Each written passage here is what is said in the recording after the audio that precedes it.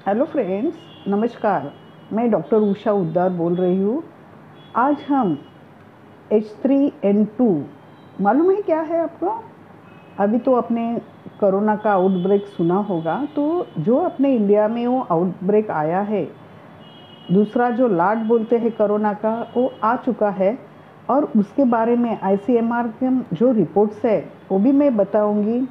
और उसका sign and symptoms क्या है, वो कितने मोर्टेलिटी और मॉर्बिडिटी है, ये भी मैं बताऊंगी।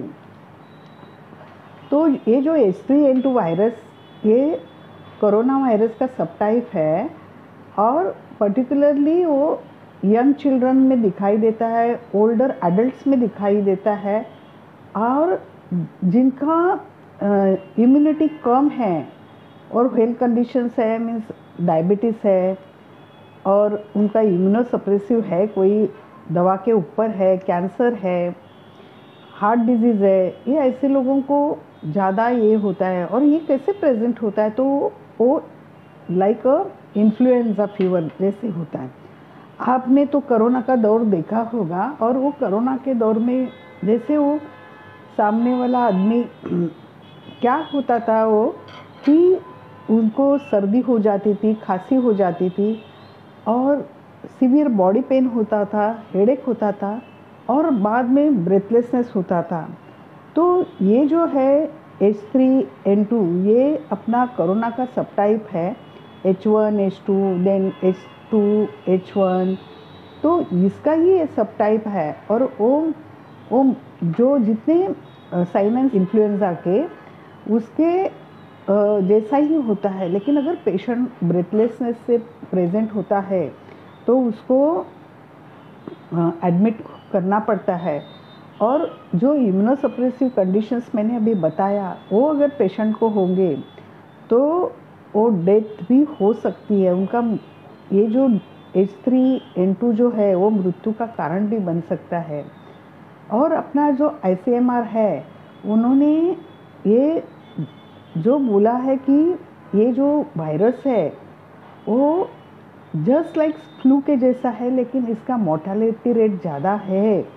क्योंकि हम लोगों को बोलते हैं कि इसका मोर्टेलिटी कुछ नहीं है, लेकिन अपने इसमें जो रेस्पिरेशन है, मीन्स जो हम श्वसन लेते हैं, अगर हम खांसी करते हैं, स्नीजिंग करते हैं, तो ये जो वायरसेस है ये ड्रॉपलेट हवा में, मीन्स अपने वातावरण में फैल जाता है। और जिनका इम्यूनिटी कम होता है उनको वो कैच होता है। और पेशेंट कैसे प्रेजेंट होते हैं, तो मैंने बताया कि उनको जस्ट लाइक फ्लू जैसा होता है कि रनिंग नोज़ होता है, थ्रोट में पेन होता है, हेडेक होता है, माइल्ड टू मॉडरेट फीवर भी होता है।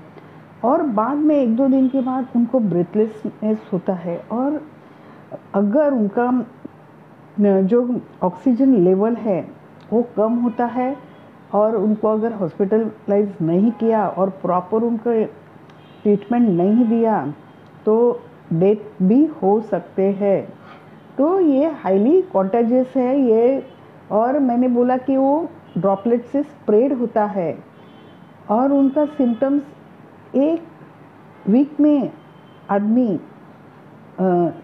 ऐसा सादा फ्लू कर बोलते हैं, लेकिन आगे अभी इसका ट्रीटमेंट क्या है? तो ट्रीटमेंट में हम एंटीवायरल देते हैं। तो एंटीवायरल में झानामीवीर और ओसेल्टामीवीर जो है वो देते हैं। अगर वो हम 48 आवर्स के पहले देते हैं तो बचने के चांसेस ज़्यादा होते हैं। वो एक मैजिकली इफ़ेक्ट करता है। तो अभी हमारे जो OPD में अगर पेशेंट आता है, जनरल OPD में वायरल फ्लू का, अगर हमको लगता है ये साइंस और वो पेशेंट टॉक्सिक दिखता है तो हम उसको चालू कर देते हैं। तो वो मोर्टेलिटी रेट कम होता है।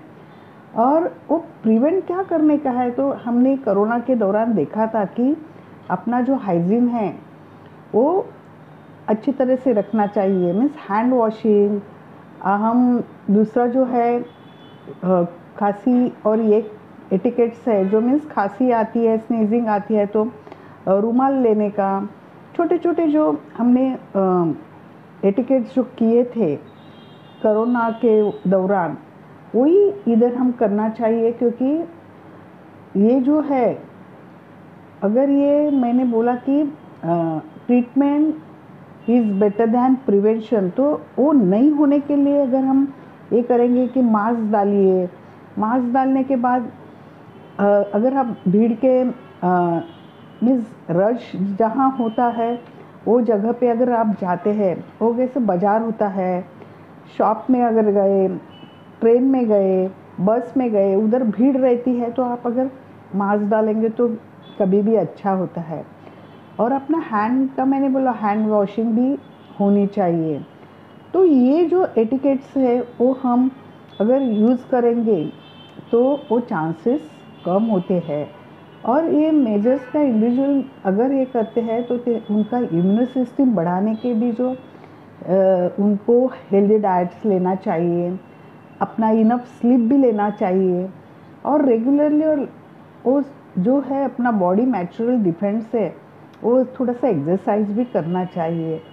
तो ये सब वो आज मैंने देखा कि जो हमने सुना है अपने इंडिया में जो आउटब्रेक हो गया है कोरोना का H3N3, इसके बारे में हो गया। तो हमने आज क्या देखा व्यूअर्स, वो कैसे होता है, उसका साइन एंड सिम्टम्स क्या होता है, उसका ट्रीटमेंट क्या करते हैं, प्रिवेंशन के लिए क्या करते हैं। मुझे लगता है कि आज के दिन इतना ही काफ़ी है। अगर ये अच्छा लगा तो चैनल को सब्सक्राइब कीजिए और लाइक और कमेंट ज़रूर कीजिए। धन्यवाद।